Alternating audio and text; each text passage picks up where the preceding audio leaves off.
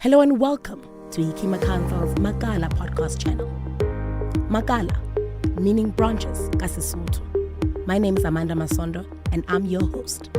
We hope this podcast finds a way to impact, educate, and inspire your next. We're on Apple Podcasts, Spotify, Google Podcasts, and Buzzsprout. Basically everywhere where you find your podcast fix. Every first and last Friday of every month.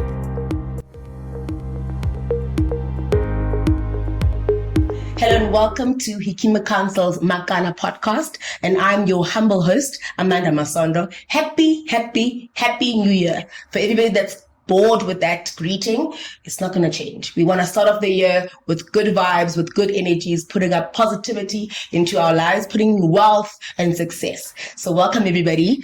Like and subscribe to everybody that hasn't done it already. Let's get started. My two guests today, very excited. Two phenomenal women that are training the baby. What is it called? What's doing the most in the industry of financial planning, as well as wealth management. My guest today, Siba Njoba. Hello, Siba. Hi, Amanda. Thank you so much for joining us.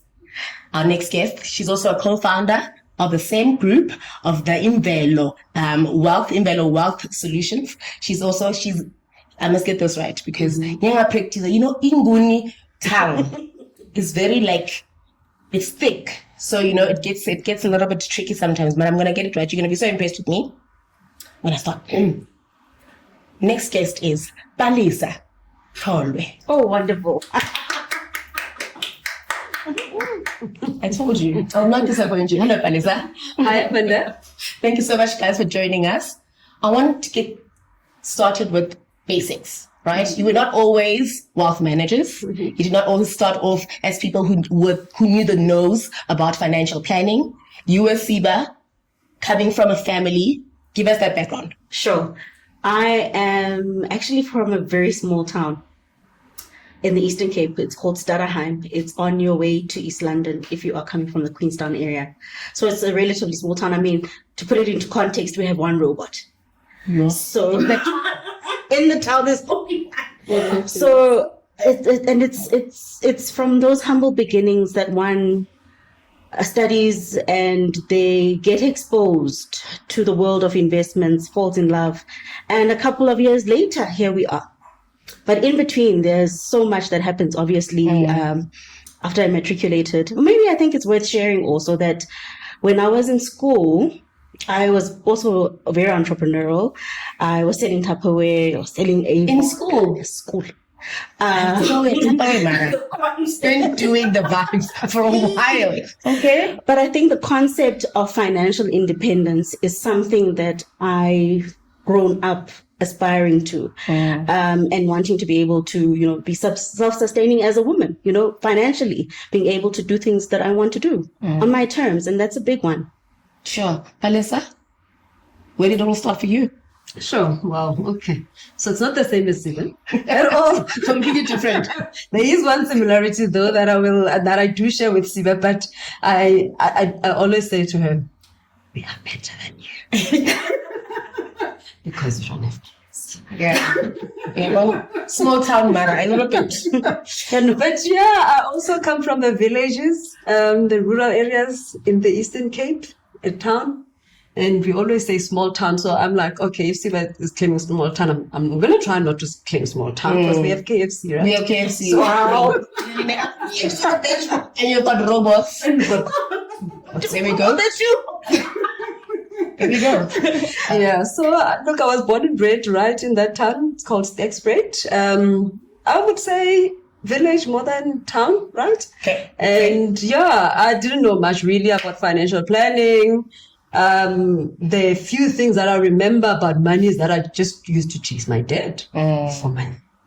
Okay. I used to chase. So you knew where the money was located, and that's who you chased. And that's who I chased. That is a money lesson. Right? 100%. Right? I mean, right? I think so. Because I knew what I wanted to do with that money, and I needed to finish my high school because I needed to get very far from that place so I can better myself. Yes. So I can better my life. So I can better my family's life.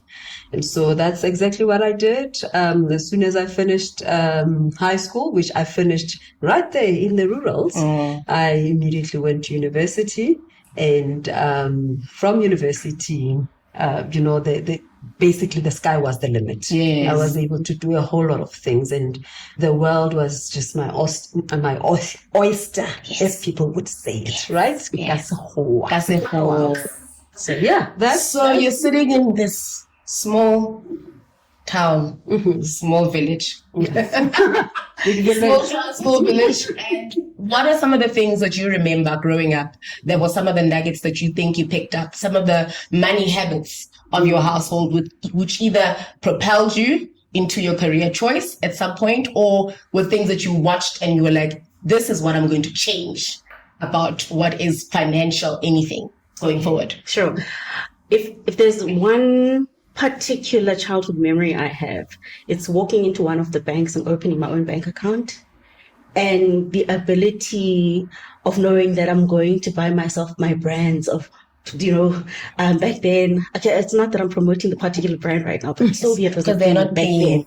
So I was like, I want to buy these Soviet jeans. My mom was not going to be entertaining brands and all of that. I mean, but I loved the fact that selling this type of and selling all these things enabled me to go in and save and say to myself, okay, if I make so much money, I'm going to do this and do that, and I've enjoyed that, because again, it leads to financial independence. That ability of saying, with my money, this is what I want to do. I've always loved that ability to be able to be self-sufficient. Sure. Then let's talk about first paycheck. What did you do with it? Funny enough, I've got an interesting story there. So I wasn't always aware of the world of finance. Strange enough, I did a BCom, but a lot of things were not just coming together. And I think I was still battling with you coming from a rural area and you're now in this urban area, and there's just a whole lot of things or new things that you're learning about just this entire world. Yes. And I didn't have the privileges of being able to go on holidays, like other people did, because my parents were civil servants. And so I didn't have Gauteng to go and to have a holiday there. Yeah. And so, the world of finance was something a bit, strange for me. And it was up until I actually met my husband. Okay. And he used to challenge me a lot, because here I am, when I was at varsity, I wanted to look like other people as well. And so I went and I opened a Truworths account and whatever else account and whatever else account. And when I finished my degree, I had this pile of debt that was waiting for me. Anywho, so here I am. I've got TEFSAs, I've got debt. Fortunately, it was not, too much, but I've got this debt that I used money that we borrowed so I can finish my studies. And I've got now this thing, that's hanging over my head. Yeah. And he challenged me right then to say, you know what, you actually need to get rid of this thing. And at that point, I didn't think it was really, really necessary. Yeah. And remember, I didn't know much about the world. I thought you were going to say not possible, not necessary. No, at that point, I didn't think it was necessary. Okay. But somehow I listened and I went and I cleared off all my debts, because I realized, I think at that point, that I would want to give back to my family and everyone else around me. But how could I give back if I've got so much amount of debt hanging over my head? Yeah. And so the first thing that I did, I actually listened to him. So the first thing that I did, I went and I squashed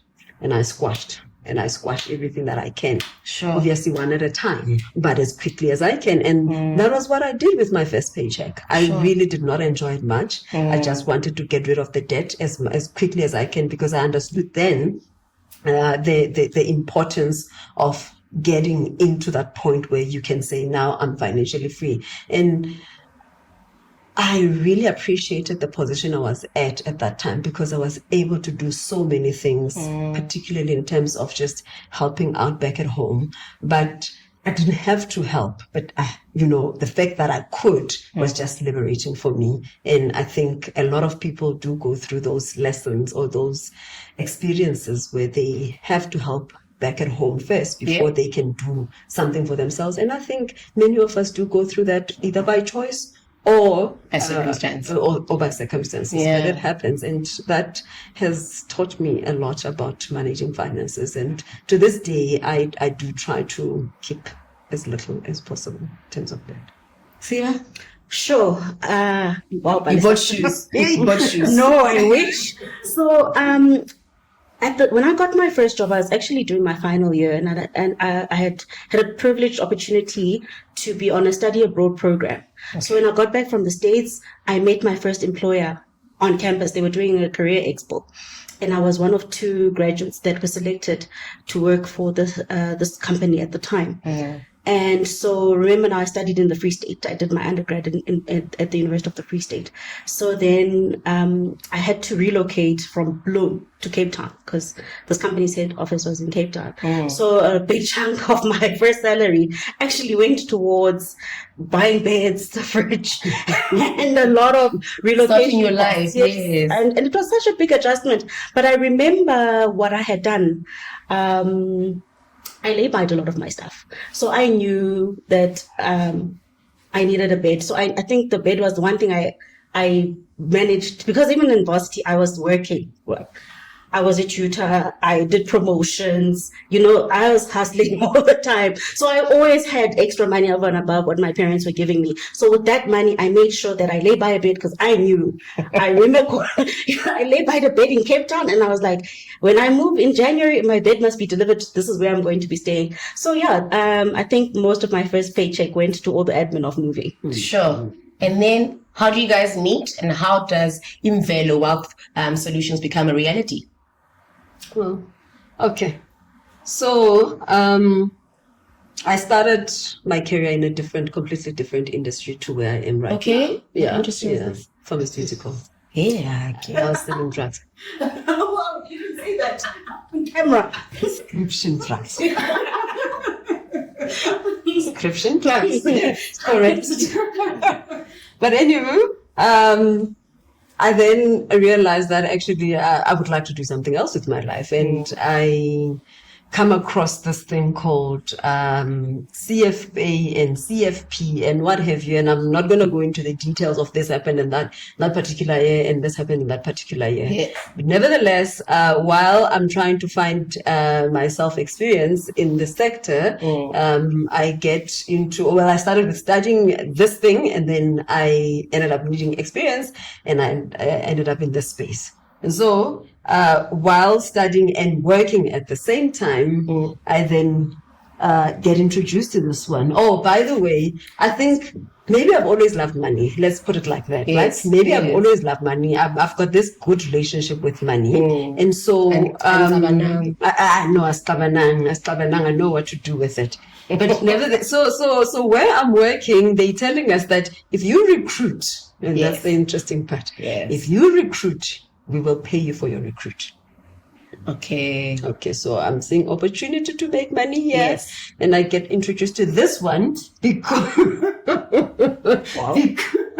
she may be looking at doing something else. Yes. So we get introduced by someone a buddy of ours, a common buddy of ours that I'm studying with. Because I was studying at the time. I think we were doing our postgrad in financial planning. So we know we've got this common buddy and she introduces us. But she says, this one is looking at, different alternatives. Yes. And I'm like, oh, okay. Introduce her to me. I actually want other thing. Yeah. And I'm like, okay, if I can get her into where I am, I can get paid 5K for her. I'm like, okay, let's do this. But anyway, so I meet her, but nothing happens really. I think I was terrible at it. nothing happens, or it was just not meant to be. Nothing happens with regards to that. But we start talking, and we start talking a lot, and then we become study buddies, and we realize the passion is actually aligned. The interest is actually aligned. And just in particular, the love of money is mutual. The love of money is mutual.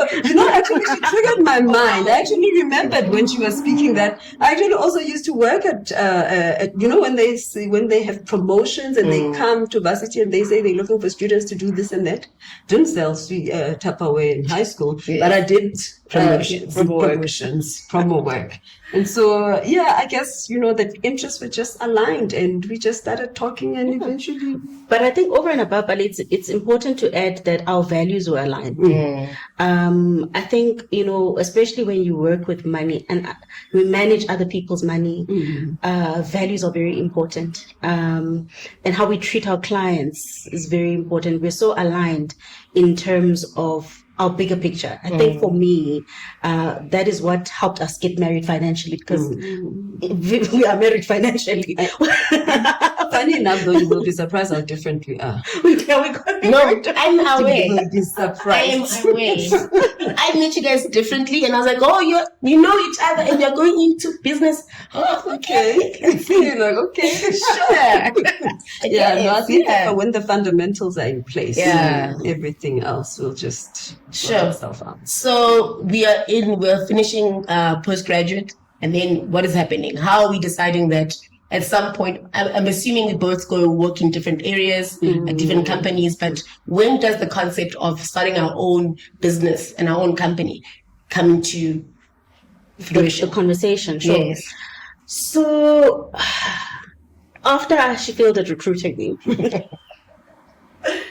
as we said, we saw that there's this alignment. Yes. As I was getting ready to leave, so I left Cape Town, came back, and I got a job at Joburg, in Joburg. So I moved from Cape Town, now I'm in Joburg.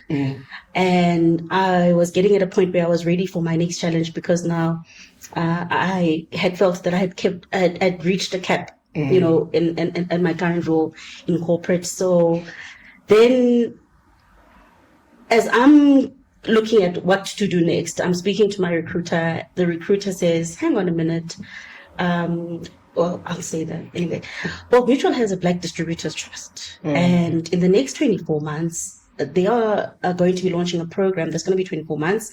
They're looking for 10 aspiring entrepreneurs who want to start their own businesses. I was in my 20s. I was 28 when we registered Imvelo. Sure. And they were like, if you are interested in this opportunity, take it on.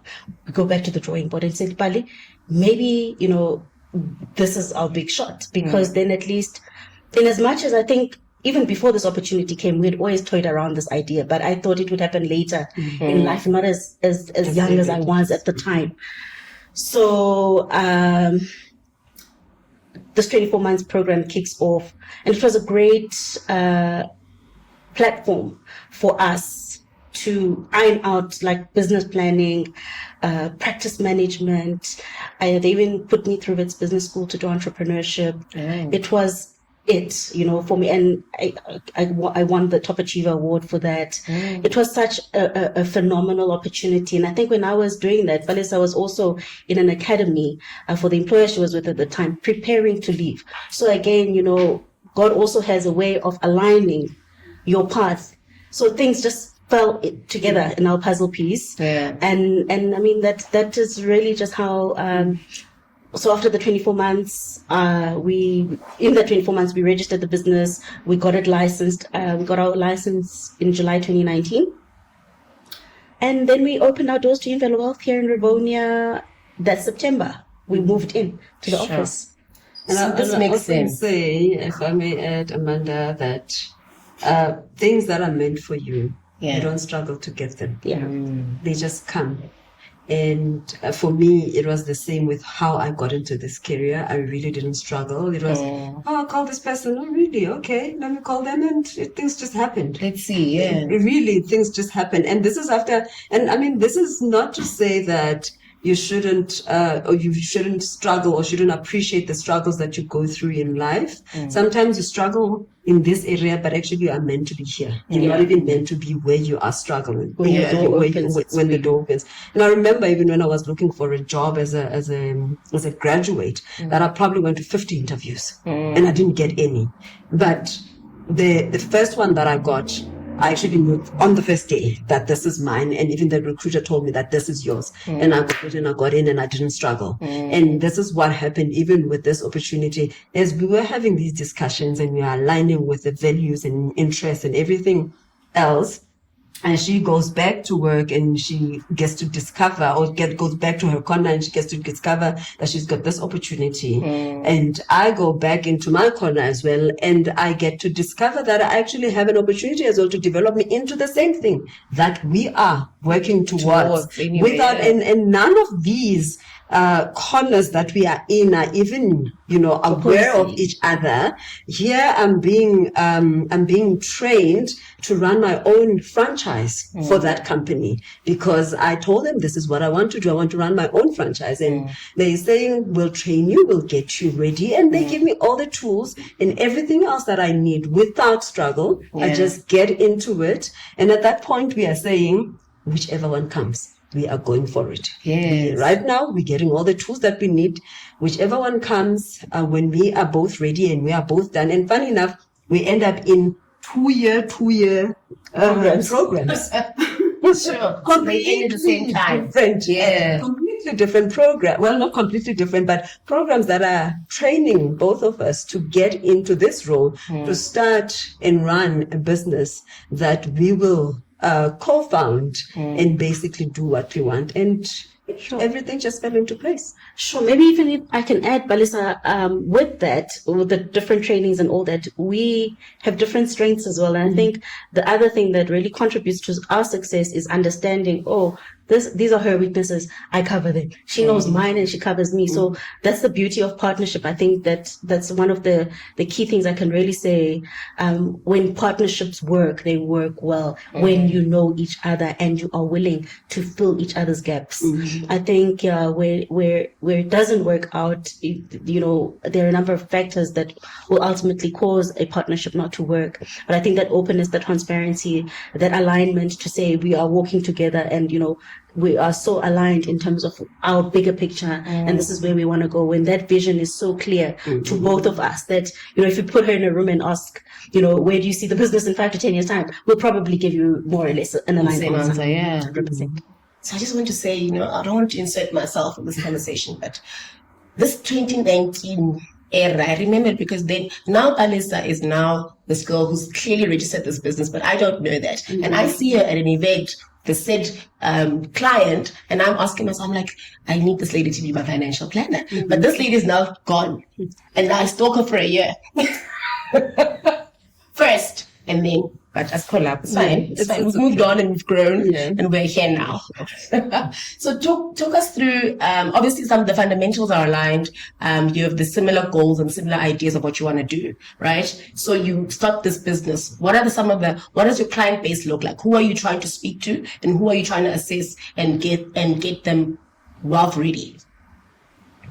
So one of the things I think that we immediately, fell in love, or that I at least fell in love with, and I feel she was in the same position when I started having discussions with her. It's that whole thing of wanting to help people that are more like you.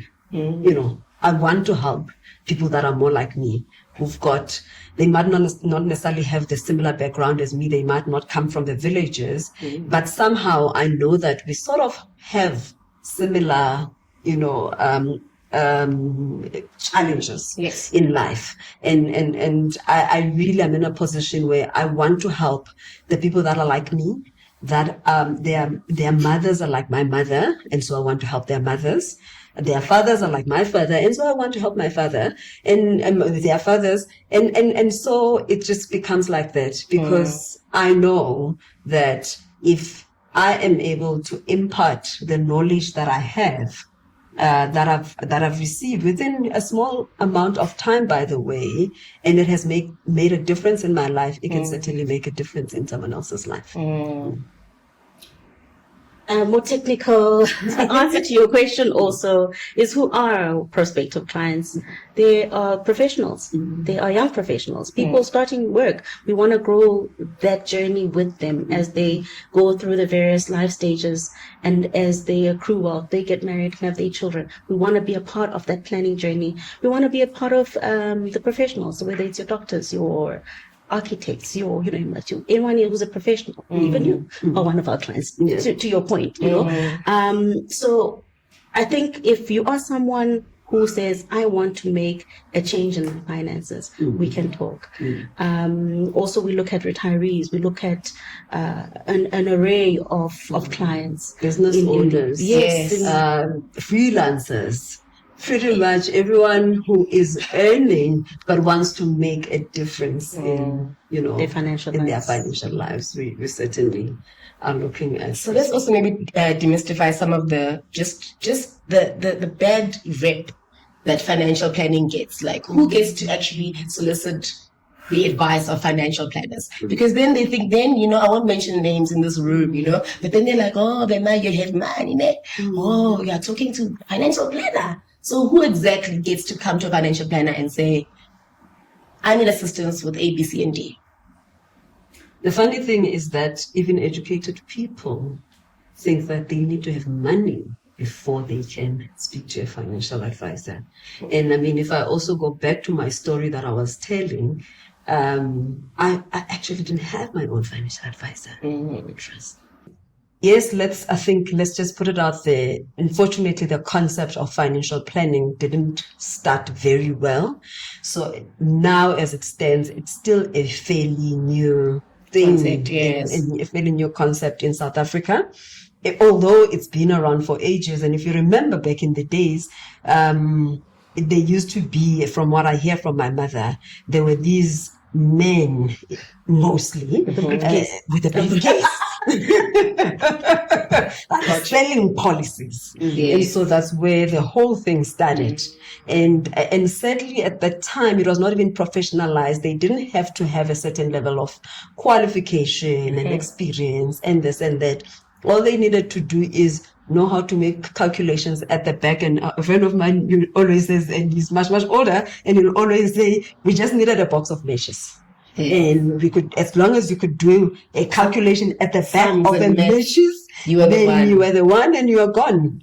But it has completely changed since then. The concept has completely changed since then. It's not about selling policies anymore. And I think I fell in love with the profession because I found it at the time when it was actually changing. And it has changed to a level now that it's about understanding finances in general, not just, buy a policy, but you need to understand your bank statements. You need to understand your pay slip. You need to understand, name a few things, the debt that you are acquiring, because unfortunately, not everyone has enough money to just go take out money and buy whatever it is that you want. And so you need to understand most financial deals that you find yourself in, and a financial advisor is well positioned to take you through all those things and make you understand. And if you've listened to me, I haven't mentioned a policy, did I? No. Exactly. And because it's not about the policy that you can buy, it's about you understanding that your finances and financial planning is a journey. And you go through it your entire life, and it will make you or break you depending on how you take it. And so everyone is supposed to have a financial advisor, or at least have access to financial advice in whichever form. Siba, I'm going to bring you in here. Give us an explanation about the differences or the fundamental differences between financial planning for an individual or financial planning for a business. Are there some principles that are similar, or are they fundamentally different? So to answer your question, I'll make it practical. So Siba as the individual, I have my own personal financial planning goals and needs. So say, for example, if Siba's getting married, that is a life stage event, and it really changes my financial affairs, to be honest with you. My will now needs to change and, look into my husband and our family needs. If I'm getting divorced, that's also another life stage event where there's separation of assets, and it's a big traumatic life event. And people normally tend to not speak to their financial planners when they're going through such, they normally go and rush for the legal advice, but forget the importance of doing the planning post-divorce. So it's, even if Siba is the individual having a child, that brings about an array of issues, funding for education, over and above that, making sure that everything in terms of financial needs for this child is well taken care of. So those are the kind of financial decisions you should be having with your financial planner at every life stage.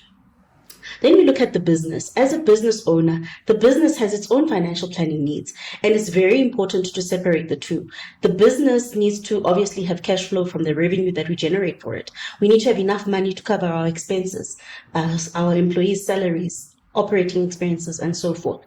And so Siba, the individual, is totally separate to Imvelo Wealth Solutions. I have my own balance sheet, and the business has its own balance sheet, and there's a very big Chinese wall between the two entities. Yeah. I can't just go and swipe with the business bank account as and when I want to go on holiday and be like, yo, Bali, no, it doesn't happen. We're really strict in terms of governance and the way in which we're managing money in the business. Yeah. So maybe let's talk, because majority of the people that watch this podcast are entrepreneurs, right? So let's give them some kind of tools. So if you're starting your business, it's day one today. What are some of the things you can already put in place that can sort of set you up for financial wealth? Right. I will say, get your compliance in order. I'm going to give you a roundabout answer to that, but it will all tie up. Get your compliance in place. Make sure your business has got a compliance officer. It's got, depending on the nature of the business, not all businesses will need. Ours is a highly regulated environment, and we need to have a compliance officer. Make sure, but even with the compliance officer requirement, make sure there's a bank account. Also separating Separated from yours. 100%, as I indicated in my previous point. Also, make sure that there's formal reporting in terms of your accounting standards. The books of your business match up. Understand the requirements of the industry you're in. If I'm to sell my business, I think one of the first questions you need to ask yourself as a business owner is, am I building this business to sell it? Or am I just building to own it and it will die when I die? That's now more of a sole prop or an individual who's just saying, I'm just doing this for me. So all of those decisions will inform about how you run your business.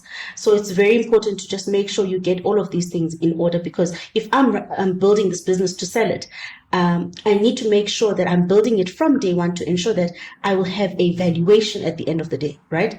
If I don't have the compliance in order, they will lower the valuation of the value of my business if I want to sell it one day. So it's very important to make sure you are running your business, ticking all the boxes you need to tick from various legislation and what have you not that is pertaining to the industry in which you're operating in. And then for the business owners, there's a number of financial products out there that are there to safeguard your business. For example, there are products called a buy and sell agreement, where the two partners in a business can have an agreement to say, if you pass away, where is the amount of money? How am I going to fund the valuing of the business to purchase it from you? Do you see what I'm saying? Yes. Those are very important conversations that I don't think a lot of us are having as business owners.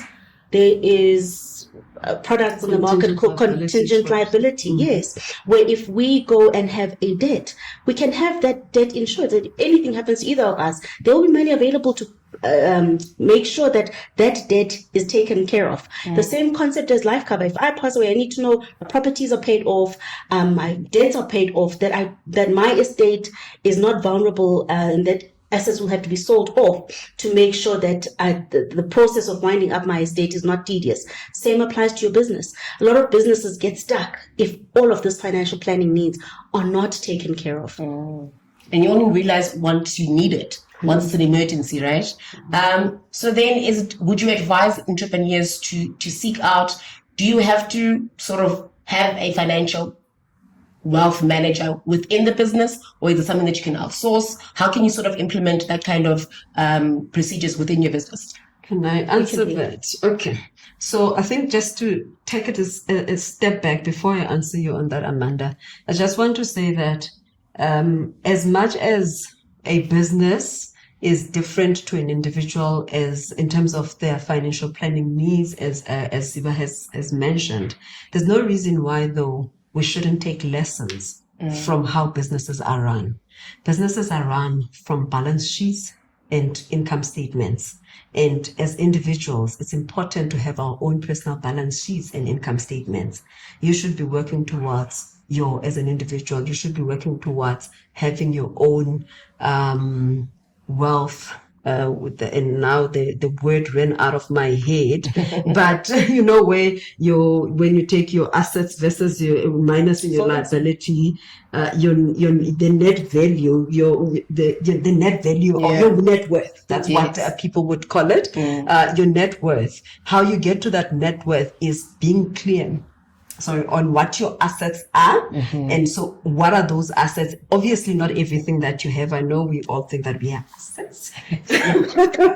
Of course we are, perhaps, at one point to another, but you need to at least work on the valuable assets, be clear on what those values are, and also what your liabilities are. Be clear on what your income statement looks like as an individual, not as a business, as an individual. What is your income statement looking like? Often, many of us obviously only have one source of income, and so there's that income. But we've got a long list of expenses. What does that look like? And that will get us to that net value of the estate. And if we perhaps work like that, then we maybe can work towards not finding ourselves in that space of not having enough cash, and we end up having to go and borrow all the time. And I just wanted to address that. Now, you are now running a business, or you are starting a business, and you now want to ensure that your business is running successfully. One of the key things that I've learned from how we have been running our business is that please try not to be the business. You are not the business. The business is the business, and you are you. You are an individual who's working for the business to make the business successful. And so what that means is that if you can become an employee in your business and get a salary. Don't take everything that you are getting and just use it. And because if the minute you cannot differentiate between your own personal expenses and the business expenses, and the lines are blurred, you're really going to struggle to move forward. And if you think about business and business opportunities, we often get them because we are clear, or anyone would get them because you've got a clear income statement, you've got a clear balance sheet, and many opportunities that you may get for business would often say, please bring us your business plan, your balance sheet, your income statement. We want to see those things. The minute you're using your business as if it's your own personal, whatever's happening there, you then are not clear on those things, then you struggle to get the opportunities. If you then maybe not struggle, somehow you have the funding, regardless of the fact that your compliance is not in order, but you're still going to not see, you might struggle to see where you're going because you haven't separated the two. And so it helps to have that governance that Siba mentioned in place to be clear on who's who in this entire environment that we are existing in. And your last question, or rather the question that you have just asked now, I forgot. Please repeat. You're fine. Okay. Palesa is an A student. She wants to answer all the questions. Yes, you must tick all the boxes. Don't worry, you get a star at the end. That question, you get a star, you answered it. We are fine. We are okay. Let's talk about the current state of our economy, right? Not ideal. We're all going through lots of different things. Everybody that thought that they could afford to buy a house is having second thoughts. Everybody that thought they wanted to buy a car, the things, people who already have cars are either trying to sell them off, or, we're trying to navigate the season that we're in, right? What are some of the advice that you're giving to your clients at the moment, sort of in order for them to weather the storm, specifically entrepreneurs? Sure. For entrepreneurs, okay, I'm going to maybe go and give you a little story. I think when we started our business, we said we moved into the office September 2019. And 6 months down the line, we were hit with COVID. And at the time, we had signed a 3-year contract where we had to now pay rent and we were working from home. So I think I'm trying to go to the fact that entrepreneurs need to be agile in terms of how they're running their businesses today. The need for financial advice is paramount, and also cash flow management within your business. So I think we learned from that, and we're in a flexible. We now are meticulous in terms of any contract you get ourselves. It's flexible. Look at the exit clause. Yeah, that's our starting point. You start there. Whenever you're signing a contract, you start at the bottom. Okay. Not what am I going to get? How do I get out of it? How do I get out? Okay. Also, there is beauty and value in partnerships. I think with the tough economic times, if partnering with a Palesa means my shop won't close, then consider that option. It might mean that you have to accommodate the adjustment, but if that is what you need to do for your business to succeed and survive, look at it. And again, not all partnerships are for everyone. It's very important to find your match. It's kind of like getting married. If you find your in fact, business partnerships, apparently from what people say in general, that getting out of a business partnership is worse than getting divorced. Sure. It's messy.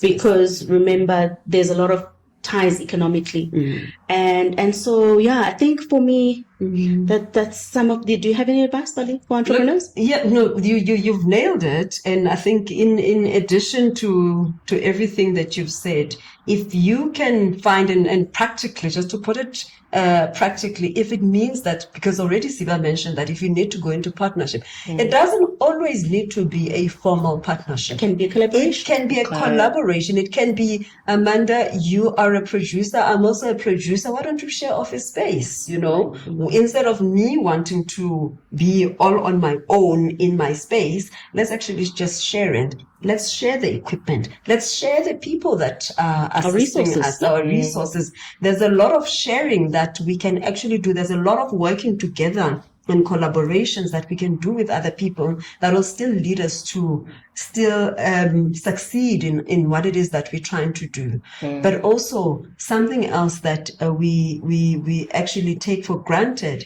is also just taking that step back. Because now you've done this plan, 5-year plan, 10-year plan, that this is where, as a business, I think I'm going to be. And, so do we actually really always just track and recalculate again? But also when you're tracking and you're calculating, it means that you would have initially done your projections in terms of your business, and you then always need to go back. And similarly to how we always say budget, and track. With business as well, you still need to do the same thing. You still need to budget, and track. And each and every year, you go back to the drawing board. Everything that we've planned the previous year, is it still working? Is it still going to work? Doesn't mean that close shop. It just means that think of things differently. As Siba said, be agile. You must always be agile as a business owner, because things change like this, and you need to be ready to try to respond differently to, even though you know that you actually would have wanted to do it this way, but try and find another way. Find another way. Find a way to win. Yeah. Okay, ladies, before we get to the tail end of our conversation, I wanted to talk about, are there specific investment products that are catered for entrepreneurs specifically that can help them sort of get to their wealth goals? Okay. So remember, I mentioned earlier that it's important to also just budget and review your budget every now and then. Yes. If you can, on a monthly basis. I would even say, on a monthly basis. Maybe it can be too much, but try as much as you can, even if you do it on a quarterly or at least once a year. Now, while you're doing your budget, hopefully you'll uncover some money that needs to be put away, because not everything needs to be used. Hopefully you've landed this nice big deal and you're not going to go and splash it on the latest what have you car. We know how we are sometimes. We get excited. It is life. Then you chill. Anywho, so try and save as much as you can and try and invest as much as you can. And the basic ones that are available is, your money market accounts from any banking institution, and it's easier because you can easily have access to it when you need to pay your people and put the money back and all of that.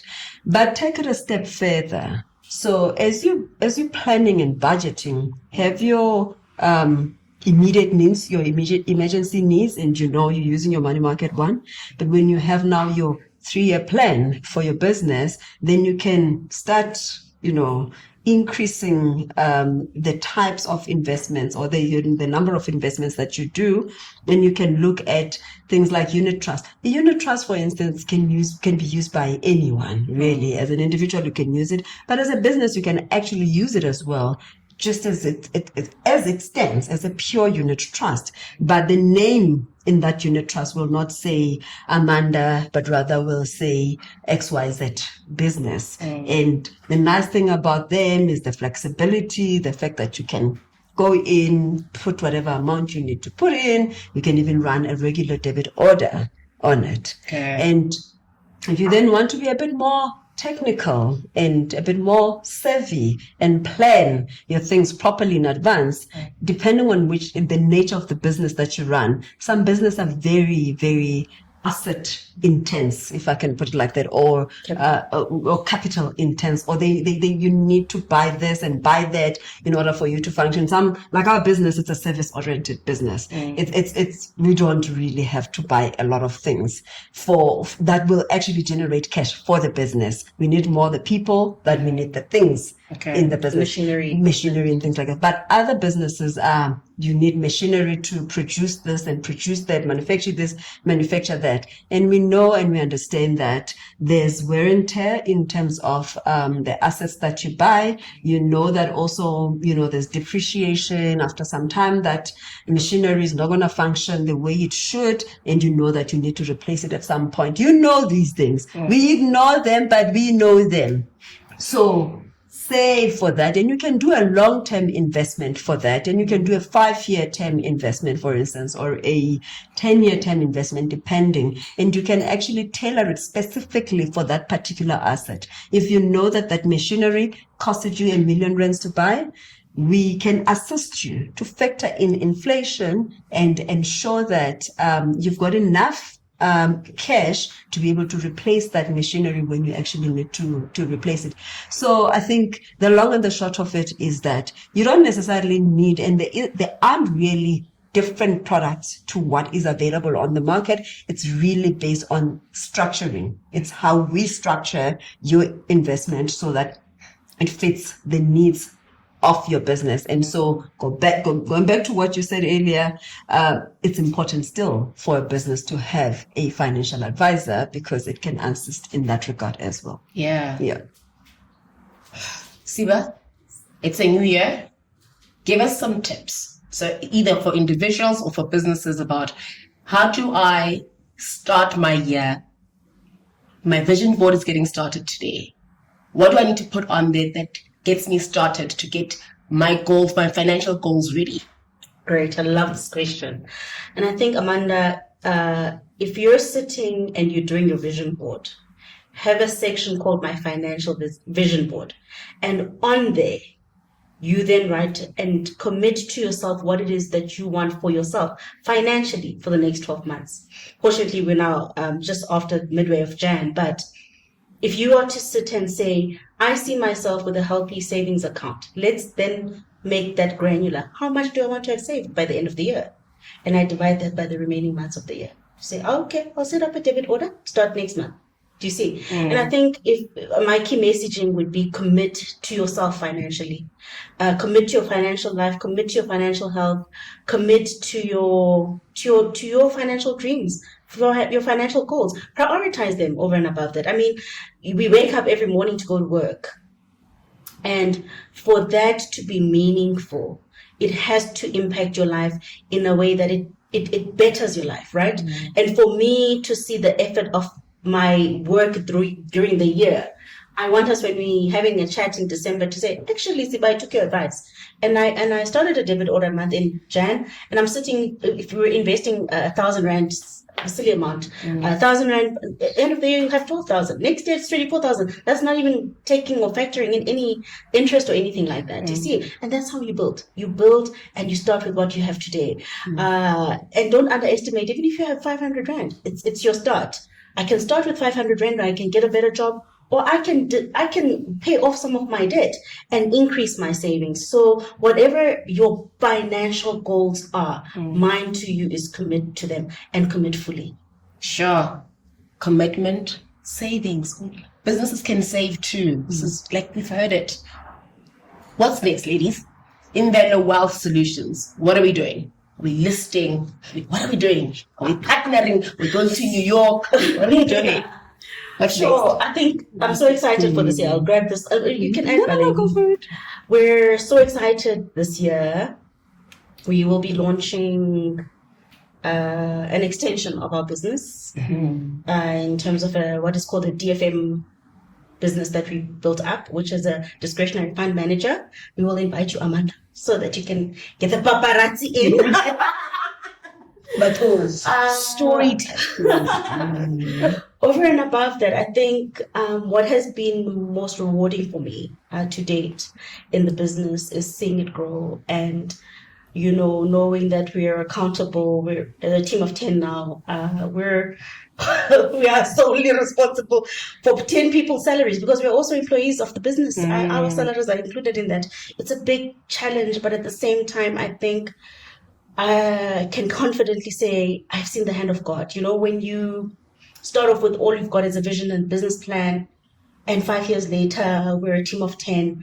We are accountable to these 10 individuals for their careers. It is such a duty. It's such a call. And it's, I think, having the business grown, we've got interns. You sit and you say, oh God, what a responsibility this is. But it's so fulfilling.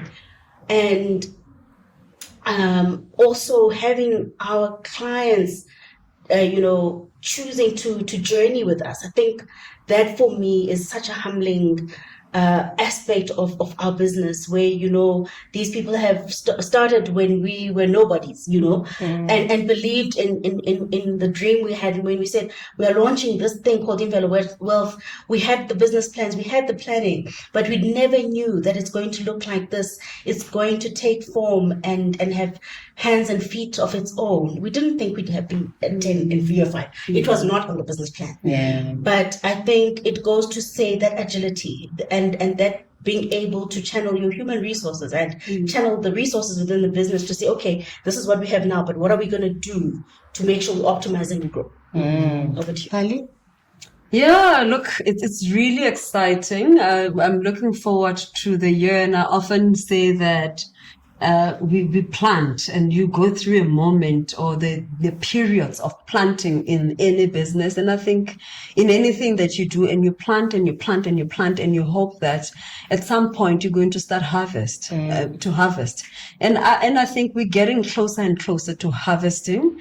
And unfortunately, we know this with business, that if you read business magazines and everything, everyone will tell you that it takes forever to break even. And it is a reality. We've seen it. It really does take forever, but it does happen. And you get to a point where you start to harvest, and you get to a point where you can start growing, and you just need to have that belief, and believe in what you do, believe in the people around you, believe in just, God, as Siba has mentioned, and just going for it and wanting the big things, because you're not going to get it if you're sitting in a corner and you hope things will come. Yep. It doesn't happen. Yeah. You must just put yourself out there and hope for the best. And if you fail forward. 100%. Just fail forward. I'm going to give you this opportunity to punch yourselves. Where can people get hold of you? We are on all social media platforms. Facebook at Imvelo Wealth, LinkedIn at Imvelo Wealth, Instagram at Imvelo Wealth, Twitter at Imvelo Wealth. We are there. And we have a website, www. ImveloWealth.co.za. Did you mention LinkedIn? Yes. Okay, all right. Siba, yeah, we are on all social media, and we actually are about to launch. And I'm looking at on the social media page. Yeah, our social media person is here, but yeah, I'm looking at her because she's just created a TikTok account for us. So you'll be finding us on TikTok, and you'll be dishing it Everywhere.